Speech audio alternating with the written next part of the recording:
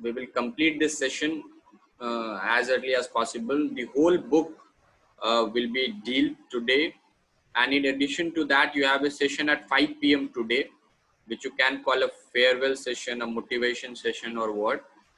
So that session is on 5 p.m. and now this is Opigawa special session for you all. And let me start some screen sharing.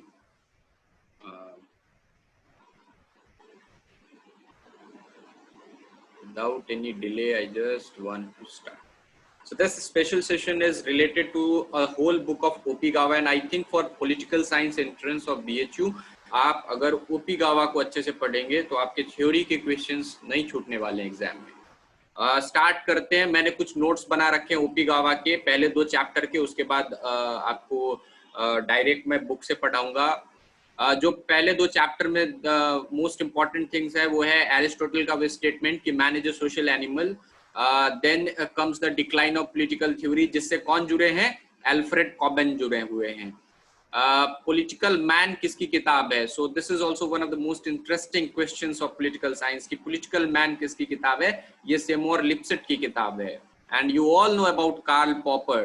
Karl Popper की किताब के बारे में बताया हुआ है पहले 2 चैप्टर के अंदर, तो उसकी किताब को आपको एग्जाम में पूछ सकते हैं। The open society and its enemies 1953 is the book that Karl Popper wrote, and he termed Plato as one of the first fascists. In fact, he also vehemently criticized Thomas Hobbes and others, those who were the enemy of open society. Then comes David Easton into the picture. David Easton की books आप में से कोई जानता हो तो comment box में लिखे what are those books that David Easton wrote. And जब आप behavioralism, व्यवहारवाद और उत्तर व्यवहारवाद को पढ़ेंगे तो डेविड ईस्टन एक बहुत बड़े चेहरे के रूप में सामने आते हैं। 8 टीनेंट्स बताते हैं ये जो बिहेवियरलिज्म की पॉलिटिक्स है उसके लिए, और system approach to the political science के बहुत बड़े प्रोपोनेंट डेविड ईस्टन खुद हैं। Then comes the book Sabine. Sabine ने बहुतों के बारे में बहुत कुछ कहा है, ये तो हमें याद रखना ही है, but we have to remember the book that Sabine wrote and it is the history of political theory that came in 1937। So George Sabine की किताब, डेविड ईस्टन की बुक, कार्ल पॉपर की बुक, सेमन लिप्सेट की book, and these what you need to remember. Then comes the ideology, and ideology यानी विचारधारा के शब्द को किसने दिया था? तो it was Destutt de Tracy who coined this term ideology. Okay, so that you need to remember कि किसने ideology शब्द को दिया था। Then comes Karl Mannheim, he was a sociologist, समाजशास्त्री थे, जिन्होंने एक टर्म को क्वाइन किया था। he coined a term named sociology of knowledge.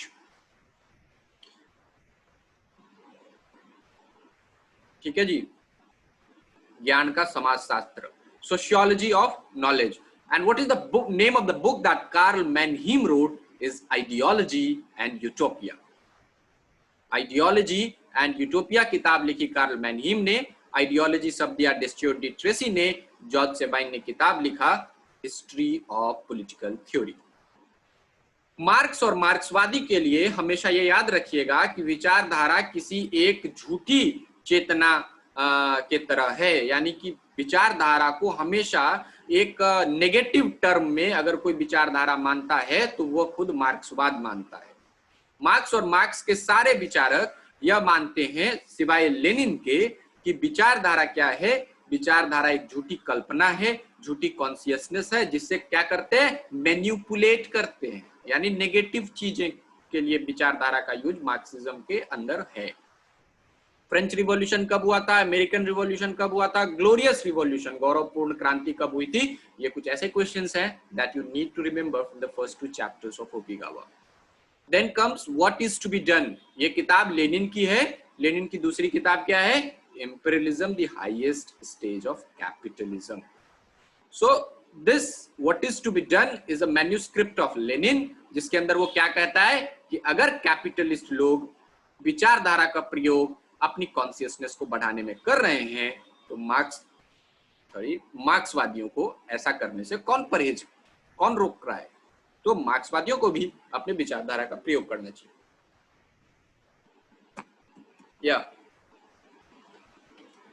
Then comes Hannah Arendt.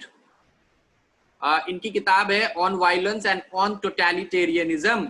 ये कहती है विचारधारा और जो वायलेंस होता है, दोनों भय होता है, दोनों मिलकर क्या करते हैं, एक टोटलिटेरियन स्टेट का निर्माण करते हैं। Who said this?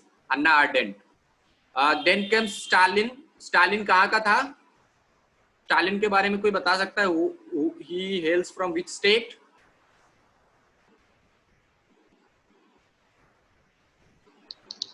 रशिया में, यूएसएसआर। अच्छा जी,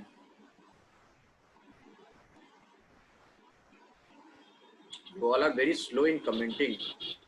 क्या हुआ? फटाफट आप लोग एक्टिव रहो ना, तब ना मजा आएगा पढ़ने में। 1953 में स्टालिन की डेथ हो गई क्या? चलो जी। सो स्टालिन कहाँ का था? मुसोलिनी का नाम सुना है आपने? So who was this Mussolini? Mussolini के बारे में बहुत हम लोग पढ़ते हैं। दरअसल ये क्या चीज था? फांसीवादी विचारक था ना, फासिस्ट था। नाजिज्म के बारे में पढ़ते हैं। जर्मनी में नाजी पार्टी का खुद एडोल्फ हिटलर था। उसके बाद पॉलिटिकल साइंस के अंदर एंड ऑफ आइडियोलॉजी, क्या विचारधारा खत्म हो गया, इस पे विचार विमर्श होता है। अल्फ्रेड कॉबेन को हमने पढ़ा है। डेनियल बेल की किताब है द एंड ऑफ आइडियोलॉजी, 1960 में आई थी, है ना? ये याद रखना है, लिख लो सब, डेनियल बेल की बुक का नाम। फांसीवादी, है ना? फासिज्म शब्द कहां से बना है? फासियो से। और फासियो का क्या मतलब होता है? लकड़ी का जो क्या होता है, बंडल जो एक लाल फीते से बंधा हो, उसका मतलब था फासियो। तो Daniel Bell is associated with the end of ideology concept. We have also read previously that the end of history and the last man is the Francis Fukuyama's concept.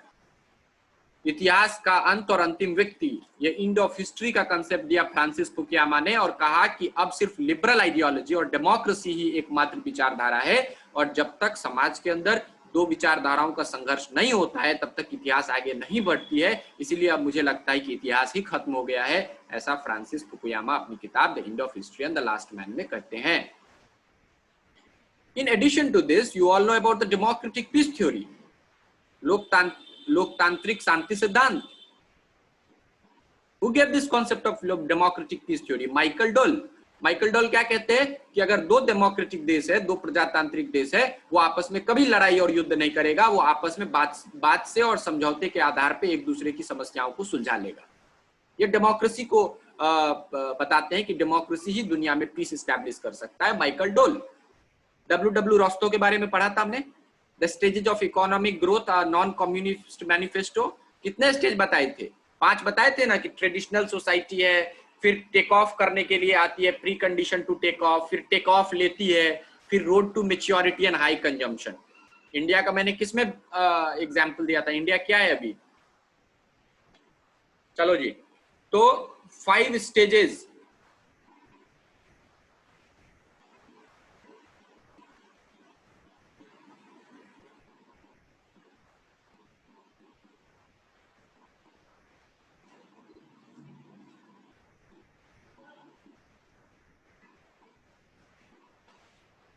आवाज आ रही है? हेलो,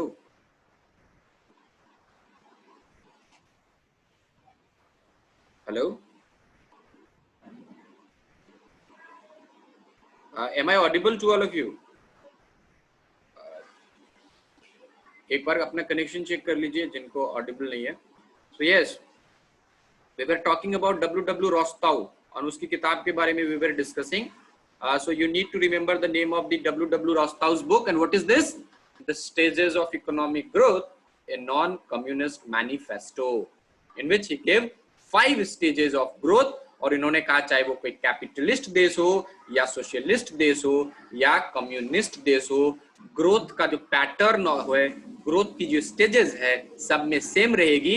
इसीलिए डब्ल्यू रॉस्टो को भी end of ideology thesis में हम पढ़ते हैं। दूसरी किताब है जेके गैल्ब्रिथ की न्यू इंडस्ट्रियल स्टेट, ये भी एंड ऑफ आइडियोलॉजी थीसिस को प्रमोट करते हैं।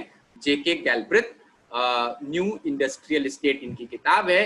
एंड ऑफ आइडियोलॉजी, विचारधारा खत्म हो गया है राजनीति शास्त्र के अंदर, इसके विपक्ष में यानी कि नहीं खत्म हुआ है ऐसे कहने वाले लोगों में सी राइट मिल्स हैं, सीबी मैकफर्सन है। सीबी मैकफर्सन जब हम पढ़ेंगे पॉलिटिकल थ्योरी के अंदर तो पॉजिटिव इंडिविजुअलिज्म के बारे में पढ़ेंगे, पॉजिटिव इंडिविजुअलिज्म। और एलेसडेयर मैकिंटरे ये कम्युनिटेरियन सामुदायिक विचार समुदायवादी विचारधारा के मैकिंटरे हैं, इनके बारे में भी हम पढ़ेंगे। बट आपको जो याद रखने हैं वो यही, स्टालिन कहाँ का था, इटली में क्या था, नाजिज्म क्या है, एंड ऑफ आइडियोलॉजी किताब किसकी है, end of history and the last man किसने लिखा, डेमोक्रेटिक पीस थ्योरी से कौन संबंधित है, डब्ल्यू रॉस्टो को किताब का क्या नाम है। और आपको याद रखने हैं सेबाइन की किताब का नाम क्या है, कार्ल पॉपर की किताब का नाम क्या है, लिपसेट की किताब का नाम क्या है, और आइडियोलॉजी शब्द किसने दिया, आइडियोलॉजी को फॉल कॉन्शियसनेस कौन मानता है, और what is to be done किसकी किताब है। आगे अगर बढ़े लिबरलिज्म के बारे में अगर बात करें, उदारवाद के बारे में, तो उदारवाद क्या कहता है, राज्य एक जरूरी बुराई है। लेकिन अगर हम एनार्किज्म यानी अराजकतावाद की बात करें तो वो राज्य को क्या बोलता है, राज्य एक अनावश्यक बुराई है। और ये क्या कहता है, राज्य एक आवश्यक बुराई है। So what is the difference in liberalism and anarchism, what is the difference between उदारवाद और what is the difference between what you call anarchism,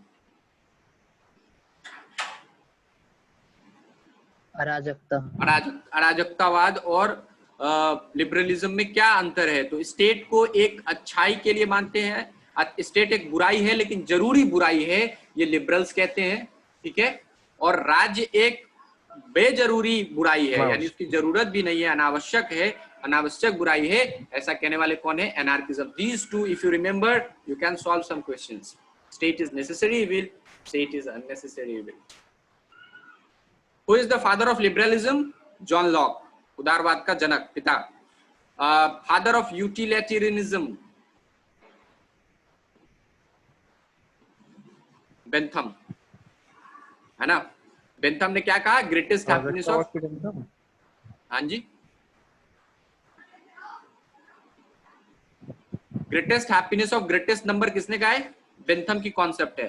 ज्यादा अधिकतम लोगों की अधिकतम खुश, सुखी, सुख, अधिकतम लोगों की अधिकतम सुख, ये कौन बात करता है, बेंथम। लेकिन बेंथम क्या है ना, सुख के डिफरेंट चीजों से डिफरेंट सुख मिलता है ऐसा वो डिफरेंशिएट नहीं करता है, उसको कौन डिफरेंस करते हैं, जेएस मिल। जेएस मिल की किताब का क्या नाम है, on liberty and the subjection of women, ठीक है ना। आप लोग कमेंट बॉक्स में बताते रहिए जो आप लोग जानते हैं। लेकिन जेएस मिल को क्वालिटेटिव प्लेजर्स बताया, एक बताया कि मेंटल प्लेजर है, एक फिजिकल प्लेजर है, ऐसा जेएस मिल बताते हैं। लेकिन बेंथम सिर्फ क्वांटिटी को ध्यान देखते हैं, संख्या को ध्यान देते हैं। We will talk about felicific calculus also. So अब अगर पॉजिटिव लिबर्टी की बात करें तो कौन है, टीएच ग्रीन के बारे में उस दिन पढ़े थे, भूल गए आप लोग हैं। TH Green, LT Hobhouse, Laski की किताब है ग्रामर ऑफ पॉलिटिक्स, बहुत इंपॉर्टेंट किताब है। और आरएच तौने, ये सब क्या है, पॉजिटिव सकारात्मक स्वतंत्रता के बहुत बड़े पैरोकार हैं। टीएच ग्रीन है, लॉबहाउस है, लास्की है, आरएच तौने हैं। मार्क्स कहते हैं, मार्क्स का एक फेमस स्टेटमेंट है कि I am not a Marxist. ये आपको पूछ सकता है किसका स्टेटमेंट है, ये खुद मार्क्स ने कहा था। और मार्क्स ने और दूसरों ने यूटोपियन मार्क्सिस्ट, है ना, किसको कहा, तो उस दिन शुभम बताए थे, रॉबर्ट ओवेन और चार्ल्स फूरियर क्या है, यूटोपियन मार्क्सिस्ट हैं। और मार्क्स ने जो समाजवाद दिया वो कैसा है, वैज्ञानिक समाजवाद है, इट्स ए साइंटिफिक सोशलिज्म, ये याद रखना। मार्क्स का क्या है, साइंटिफिक सोशलिज्म है। लेकिन यूटोपियन मार्क्सिस्ट किसको कहता है, रॉबर्ट ओवेन और चार्ल्स फूरियर का नाम यूटोपियन मार्क्सिस्ट में आता है। कम्युनिस्ट मैनिफेस्टो 1848 में आई थी। अगर मार्क्स और मार्क्सवाद की बात करें तो dialectic materialism, class struggle, theory of surplus value and theory of alienation, जिसके बारे में उस दिन वसुधा ने प्रश्न पूछा था, ये सारे क्या है कॉन्सेप्ट मार्क्सिज्म से रिलेटेड है। आपको पूछ सकते हैं क्लास स्ट्रगल लिबरलिज्म से है, मार्क्सिज्म से है।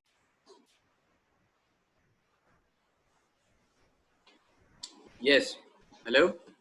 So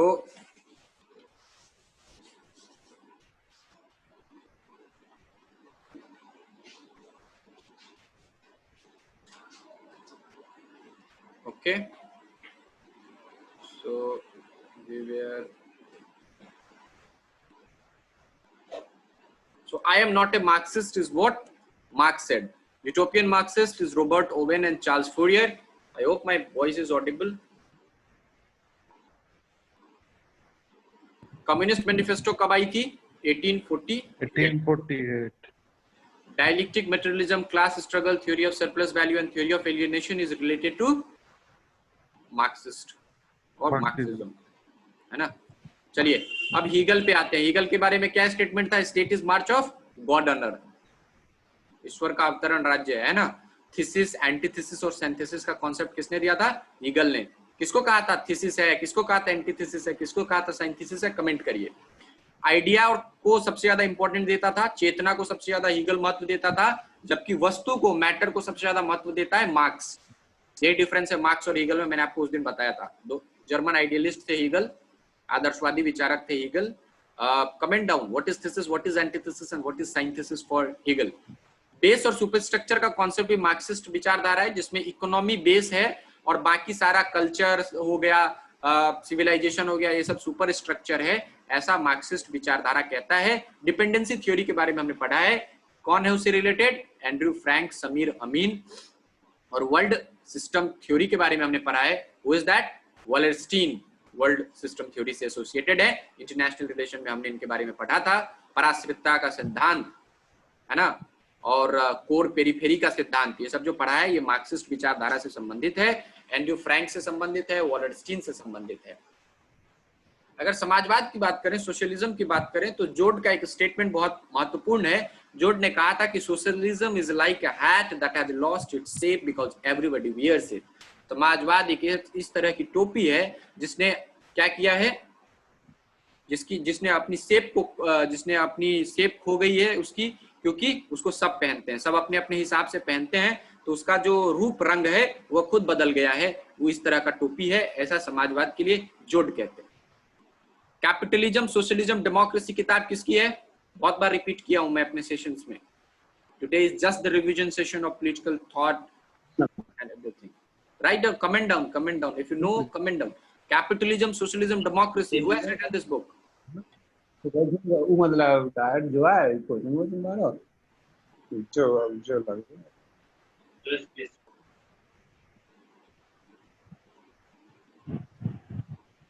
जोसेफ, बस शिल्पा ने आंसर दिया है, बहुत सही, वेरी गुड. बिल्कुल जी, काइंडली सी म्यूट हो जा रहा है ना. तो capitalism, socialism and democracy is a book of Joseph Schumpeter. Grammar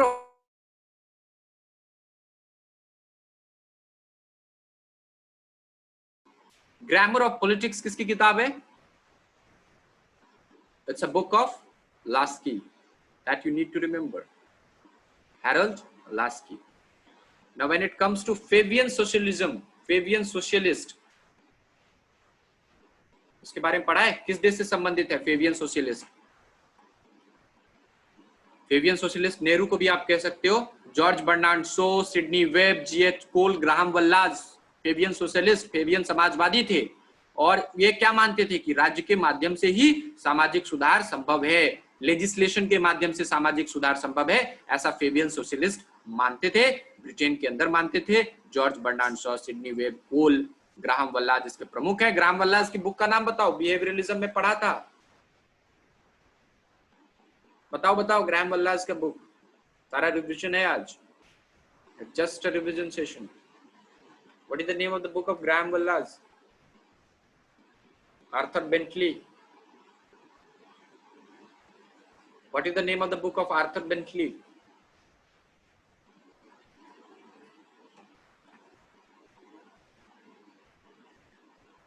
Charles Merriam की किताब का नाम बताओ.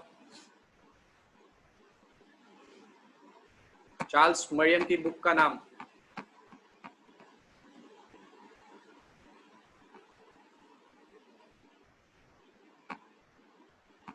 Charles Merriam. Very good all of you, बहुत अच्छा आप लोग पढ़ाई कर रहे हो, दैट्स गुड. इसी तरीके से याद रखो जी. फासिज्म पे आते हैं. फासिज्म विचारधारा से मुसोलिनी संबंधित है, आपको पता था.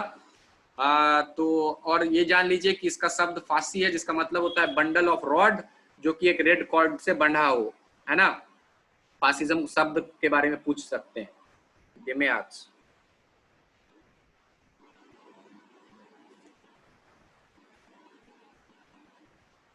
Then come the web of government, किताब किसकी है?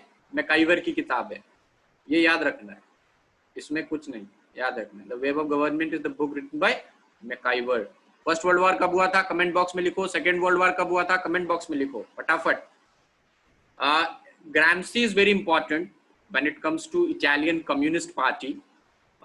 ग्राम्सी की किताब है प्रिजन नोटबुक, जिन्होंने अपने जेल में ही लिखा था, 1920 के आसपास की ये किताब है ग्राम्सी की।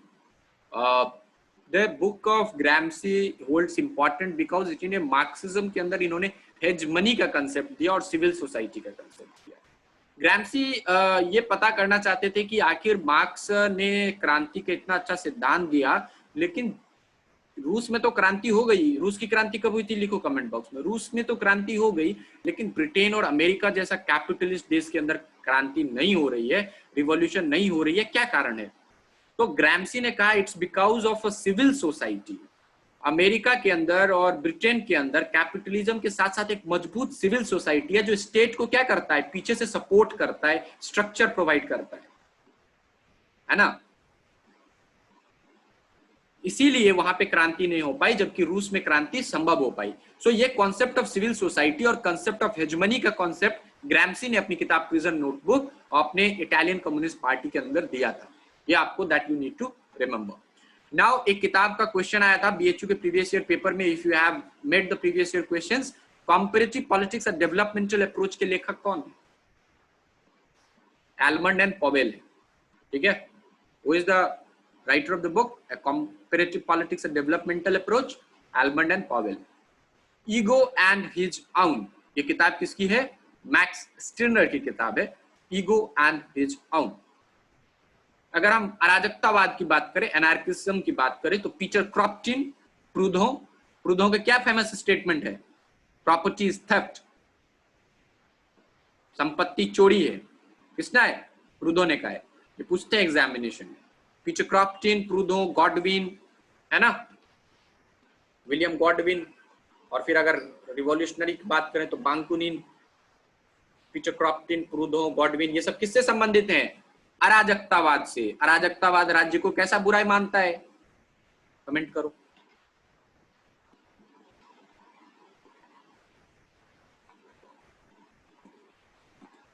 हाँ जी। सो अब बात करते हैं रोबर्ट नॉजिक की। रोबर्ट नॉजिक बहुत आधुनिक विचारक है, जबरदस्त विचारक है। एंड इफ यू सी, उसकी किताब है 1974 में वो किताब आई थी, एनार्की, स्टेट एंड यूटोपिया। किताब का नाम जैसा है वैसा याद कर लो, एग्जाम में पूछेंगे। Anarchy, state and utopia. ये दरअसल सामाजिक न्याय जो है ना, सोशल जस्टिस, आरक्षण है या गरीबों को सरकार मुफ्त में दान देती है, खाना देती है, ऐसा अगर जो कॉन्सेप्ट है उसके बहुत बड़े आलोचना करते हैं रोबर्ट नॉजिक, है ना। Robert Nozick, anarchy, state and utopia किताब है। खैर इसके बारे में आगे पढ़ना है नॉजिक जी के बारे में। Anarchy, state and utopia is the book of Robert Nozick.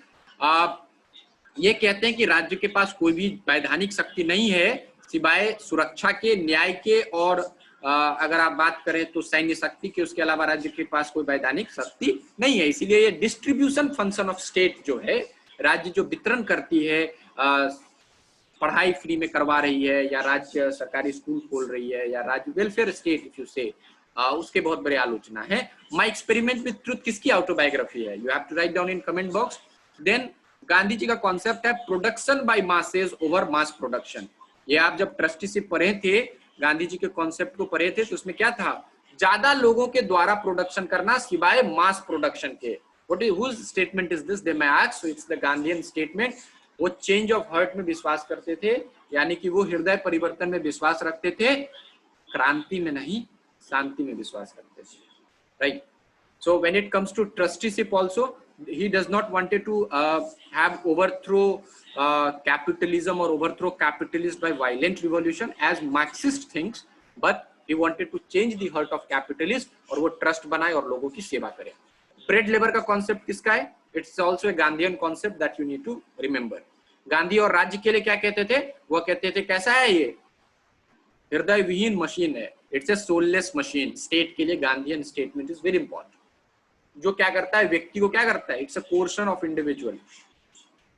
So state कैसा है? हृदय विहीन है, हृदय विहीन मशीन है। It's a Gandhian thought that. उसके अलावा आपको ट्रस्टीशिप, गांधी की सत्याग्रह और ट्रुथ, ये आपको पढ़ने थे थॉट में। अगर बात फेमिनिज्म की करें तो फेमिनिज्म क्या कहता है? फेमिनिज्म कहता है भैया कि नारीवाद ये कहता है कि पुरुष और महिला समान होने चाहिए, दोनों को इक्वल वोटिंग राइट्स होने चाहिए, दोनों का रिप्रेजेंटेशन होना चाहिए, दोनों का बराबरी होना चाहिए। Who are important? Mary Wollstonecraft is important. इनकी किताब indication of right of women 1792 में आई थी and this book is very important. Mary Wollstonecraft. Harriet Taylor के बारे में आपको बताया था, किन्हीं के साथ इनका मतलब जेएस मिल के साथ इनका संबंध रहा है। हैरियट टेलर ये पत्नी थी जेएस मिल की, है ना। तो ये भी एक अच्छी नारीवादी मानी जाती है, विचारक मानी जाती है। जेएस मिल हिमसेल्फ, पहले पुरुष जो महिलाओं के बारे में बात करता था, द सब्जेक्शन ऑफ वुमेन 1869 के अंदर मैंने सारा बताया है कारण इसके जेएस मिल की किताब के अंदर। मैंने I have told you about why he wanted equality और इसकी बेनिफिट के बारे में बताया कि कैसे मेंटल फैकल्टीज डबल हो जाएगी समाज के अंदर और महिलाएं भी क्या होगी, मेंटली फ्री हो जाएंगी जो वो सब्जुगेट हो गई है ना। सेक्स और जेंडर के बीच क्या डिफरेंस है? ये कॉन्सेप्ट नारीवाद के प्रमुख विचार के अंदर है कि there is a difference between sex and gender and it is very central to feminist ideology. So they may going to ask कि what is the basic difference of sex and gender. तो sex is basically a biological construct as you all know. Anatomically अगर आप देखें तो एक पुरुष और महिला शारीरिक रूप से बहुत अलग होता है, वो बहुत प्राकृतिक होता है, तो वो सेक्स है कि उसकी मेल सेक्स फीमेल सेक्स से बहुत डिफरेंट है। लेकिन जेंडर जो है वो सोशल कॉन्स्ट्रक्ट है, समाज बना दिया। देखिए पुरुष और महिला दो अलग अलग तरीके की शारीरिक क्षमताओं के साथ थे, लेकिन समाज ने बताया कि महिला ये काम कर सकती है और पुरुष ये काम कर सकता है। तो ये कहीं ना कहीं जेंडर सामाजिक है, सोशल कॉन्स्ट्रक्ट है और सेक्स बायोलॉजिकल कंस्ट्रक्ट है। ये आपको याद रखना है। ये नारीवादियों ने आके बताया कि आपने सेक्स के नाम पे जो समाज के अंदर आप बंटवारा कर दिया है ये गलत है, ये दरअसल जेंडर है, सेक्स नहीं उसमें इंपॉर्टेंट है। अगर आप बात करें इसमें तो जैसा कि हमारे बुक्स में होते हैं, किताबों में क्या होते हैं कि वी हैव कि राम बाहर खेल रहा है और सीता घर की काम कर रही है ना। This types of example you will find in our syllabus, in our course, in our book. बचपन से हमें पढ़ाया जाता है कि राम ये करता है, राम खेलता है, राम दोस्तों के साथ घूम रहा है और सीता राधा घर का काम कर रही है या माँ के साथ कुछ काम में हाथ बटा रही है। तो हमारी ये स्टीरियोटाइप माइंडसेट इस तरीके की है, ये समाज है, ये किताब है, ये सारे सोशल है जो कंस्ट्रक्ट कर रहा है जेंडर की आइडेंटिटी को, है ना। चलिए बात करते हैं रूसो की। तो रूसो की किताब है discourse on origin of inequality. Rousseau की दूसरी किताब 1762 में आई थी, सोशल कॉन्ट्रैक्ट, और इमाइल भी रूसो की किताब है जिस दोनों के अंदर सामाजिक समझौते के सिद्धांत को रूसो ने दिया था। नोबल सैवेज का शब्द स्टेट ऑफ नेचर में, यानी कि जानवरों की तरह मनुष्य है ऐसा कौन बताता है? रूसो बताता है। आर्ट और साइंस का बहुत बड़ा आलोचना करता है, तर्कशीलता का बहुत बड़ा आलोचना करता है रूसो, ये तो आप सभी को पता ही है।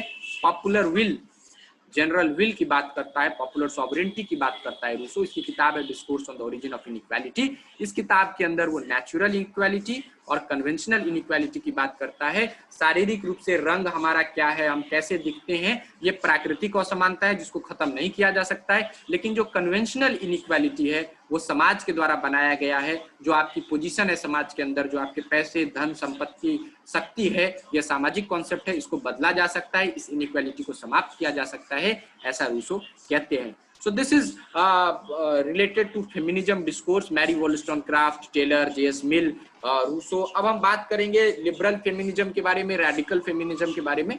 Just we have only 1 minute left, so again we will join and we will talk about the different strands of feminism discourse.